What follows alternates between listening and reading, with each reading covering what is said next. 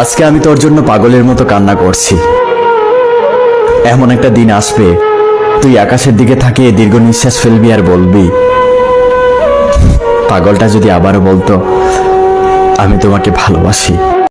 খুব বেশি কষ্ট হইতেছে আজকে, জানি না কেন, অনেক বেশি একলাও লাগতেছে আজকে। আর সব থেকে বড় কথা, জানি না কোনো কারণ ছাড়াই অনেক কাঁদতে ইচ্ছে করতেছে।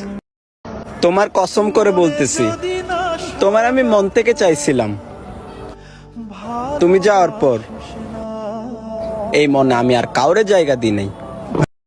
যে মানুষটা আপনার ইচ্ছার কোনো গুরুত্ব দিবে না, সে আর যাই হোক না কেন কখনো আপনার প্রিয় মানুষ হতে পারে না।